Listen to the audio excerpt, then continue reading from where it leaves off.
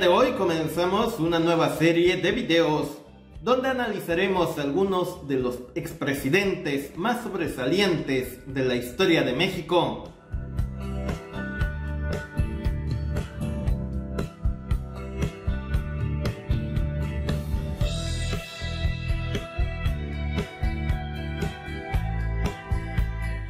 Con la web, la historia oficialista se ha venido abajo. Durante décadas, el gobierno en turno pudo decidir cómo contar la historia a todos los mexicanos. Históricamente, la historia siempre ha servido para crear narrativas que legitimen a las cúpulas que están en el poder. Con el triunfo de la revolución surgió el PRI, y desde el poder se apostó a una historia que tuviera como centro a la propia Revolución Mexicana.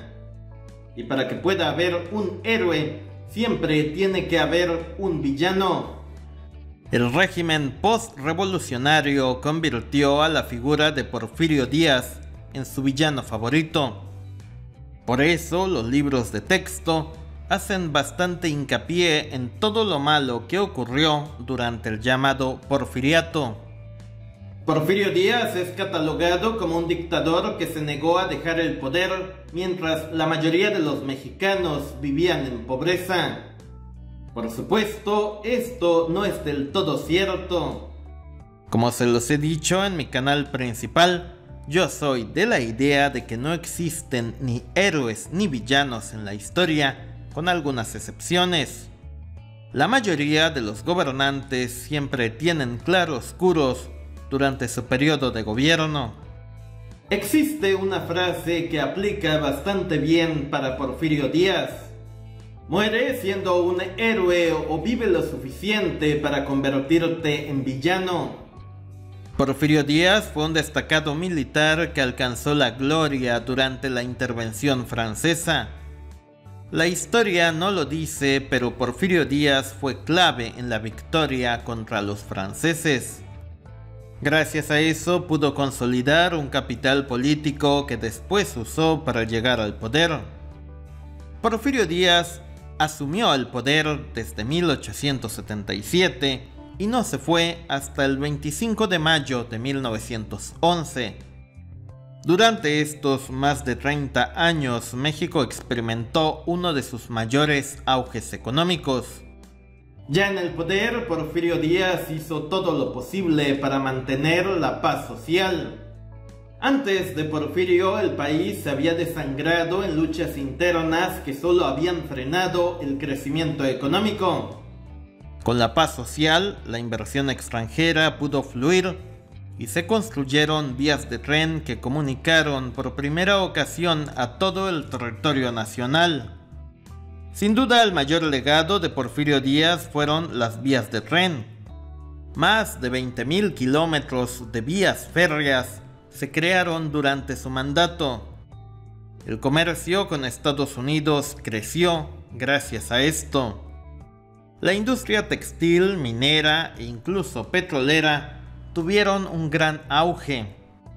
La red de telégrafos se extendió por todo el país. Realmente Porfirio Díaz fue el impulsor de la primer industrialización del país. Entonces, la pregunta es, si Porfirio Díaz fue tan buen presidente, ¿por qué razón su régimen se vino abajo? Mucha gente cree que el porfiriato se vino abajo por la falta de democracia. Pero la realidad es que como mexicanos conoceríamos la democracia hasta el final del siglo XX. El PRI jamás nos dio democracia como tal, Porfirio Díaz tampoco.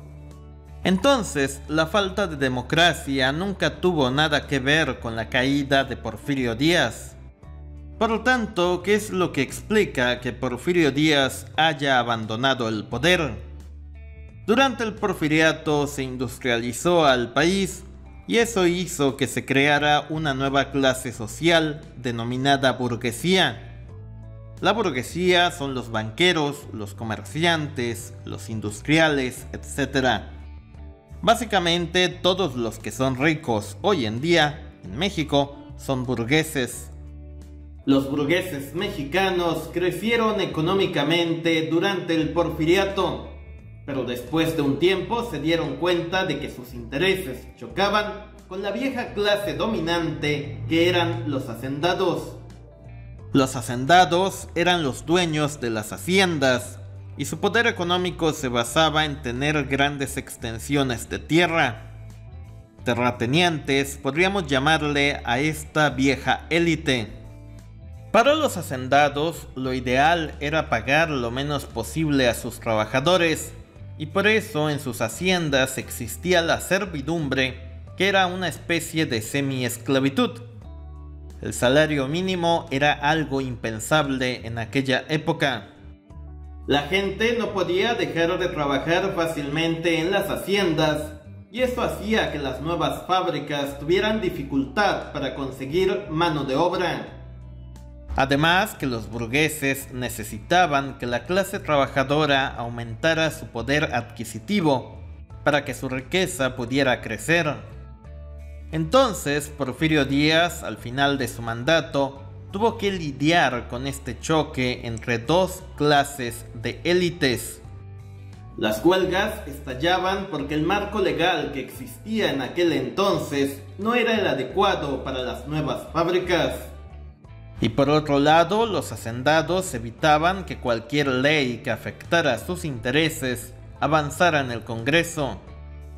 Y a esto hay que agregarle la poca flexibilidad política que tenía el Porfiriato. No había forma en que se cambiaran las leyes tan rápido como lo exigían los nuevos tiempos. Además, el clero amenazaba con recuperar sus viejos privilegios perdidos. El clero mexicano buscaba organizarse electoralmente para tomar por asalto el poder. Quizás el error más grande de Porfirio Díaz fue no haber preparado la sucesión presidencial. Jamás logró crear un partido de Estado que pudiera asegurar el triunfo electoral. Al final de su último mandato, Porfirio Díaz preguntó a uno de sus asesores sobre si esto del enojo social era solo temporal. Su asesor le dijo: "No, señor presidente, me temo que estamos frente a una revolución". Porfirio Díaz preguntó si había algún modo de evitar que estallara dicha revolución. Su asesor le dijo: "Me temo que no. Lo único que se puede hacer es encabezar dicha revolución". Y efectivamente estalló la revolución. Porfirio Díaz en aquel entonces escribió que la mitad del país se había levantado en armas contra su gobierno, pero la otra mitad se redujo a contemplar su caída. De hecho, la Revolución Mexicana se desarrolló la mayor parte solo en el norte de México. Esa zona que Porfirio Díaz había hecho prosperar a costa de todo fue la que le dio la espalda al final de su mandato. En el sur-sureste del país realmente nunca hubo una revolución. ¿Por qué razón? Porque Porfirio Díaz nunca industrializó esa zona del país. Y sin industria, la tensión social se mantenía bajo control. Aún así, el sur-sureste festejó la caída de Porfirio Díaz. A pesar de todo lo que había hecho por México en el último momento, el país le dio la espalda. Contrario a lo que la gente cree, Porfirio Díaz nunca fue derrocado. Él decidió entregar el poder y partió al exilio con todos los honores que pudiera tener un presidente de México. Cuando los revolucionarios se apoderaron de Ciudad Juárez, Porfirio Díaz entendió que no tenía sentido frenar la revolución. Optó por dejarlo todo y huir a París. A diferencia de Porfirio Díaz, el zar Nicolás II hizo todo lo posible por evitar que los revolucionarios se hicieran con el poder. Los destinos de ambos personajes que coexistieron en la misma época fueron totalmente opuestos. Mientras Porfirio Díaz pudo vivir con su familia cómodamente en París, recibiendo todo tipo de honores por parte del gobierno francés, la familia del zar fue masacrada por los bolcheviques. Una vez que la revolución triunfó en México, se creó un sistema político para asegurar que nunca vuelva a estallar un conflicto de tal magnitud en nuestro país. Se creó el partido único llamado PRI y se evitó que los presidentes pudieran aspirar a la reelección. La clase política entendió que no importaba qué tan buen presidente se fuera. Sabían que los mexicanos nunca aceptarían un régimen tan prolongado. También debo decir que la revolución se encargó de destruir a la vieja élite dominante que eran los hacendados. La nueva constitución emanada de la revolución eliminó la servidumbre y creó un mercado laboral propicio para los intereses de la burguesía. Con el nuevo marco legal y con una reforma monetaria que implicó la creación del Banco Central de México, el país pudo crecer industrialmente durante todo el siglo XX. El PRI gobernaría de forma ininterrumpida durante todo este auge industrial. Finalmente, debo de aclarar que, contrario a lo que muchos creen hoy en día, Porfirio Díaz jamás fue un conservador. Fue un liberal que ante todo quedó atrapado en medio de una nueva realidad. El mayor error de Porfirio Díaz fue no haber sabido retirarse a tiempo. Aunque debo de admitir que si lo hubiera hecho de una u otra forma, la historia lo habría condenado. La revolución en aquellos tiempos era inevitable.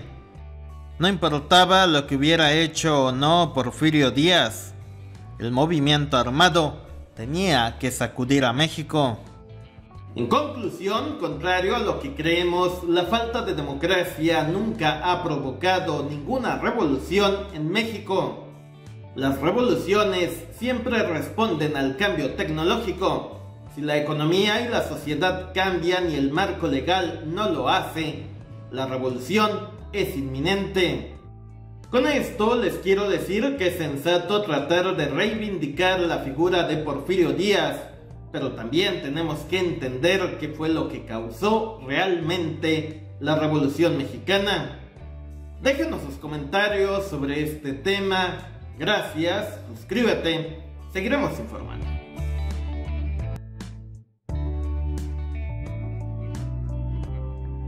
Si deseas ver más contenido, da clic de este lado, y si deseas suscribirte, hazlo de este lado.